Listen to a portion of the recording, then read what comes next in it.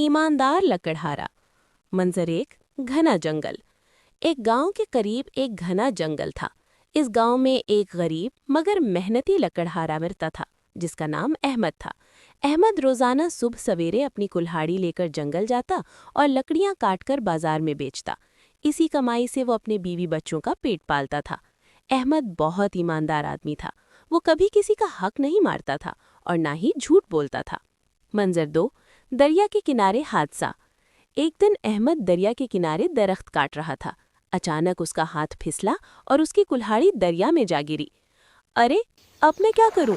अहमद परेशान हो गया। वो दरिया के किनारे बैठकर रोने लगा क्योंकि उसके पास नई कुल्हाड़ी खरीदने के पैसे नहीं थे।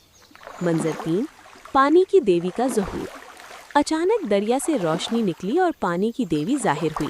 उसने पूछा, लकड़हारे, तुम क्यों रो रहे हो?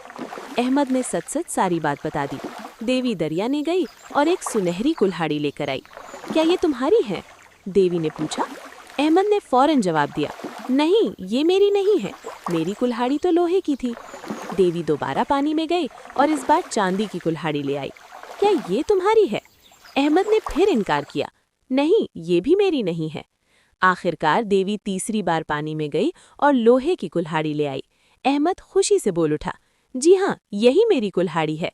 देवी मुस्कुराई और बोली, तुम बहुत ईमानदार हो, तुमने लालच नहीं किया, इसलिए मैं तुम्हें तीनों कुल्हाड़ियां बतौर इनाम देती हूँ। अहमद हैरान और खुश था। उसने देवी का शुक्रिया अदा किया और खुशी खुशी घर वापस चला गया। मंजर पाँच, लालची पड़ोसी। अहमद के पड़ोसी को जब ये बात मालूम हुई तो वो भी दरिया के किनारे गया और जानबूझकर अपनी कुल्हाड़ी पानी में फेंक दी। फिर जोर जोर से रोने लगा। देवी जाहिर हुई और सुनहरी कुल्हाड़ी दिखाकर पूछा, क्या ये तुम्हारी है? लालची पड़ोसी फौरन बोला, जी हाँ, यही मेरी है।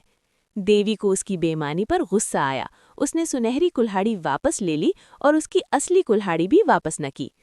पड़ोसी खाली हाथ और शर्मिंदा होकर घर लौट आया। नतीजा, अहमद अपनी ईमानदारी की वजह से खुशहाल हो गया, जबकि उसका पड़ोसी अपनी लालच की वजह से नुकसान उठा बैठा। नतीजा, ईमानदारी सबसे बड़ी दौलत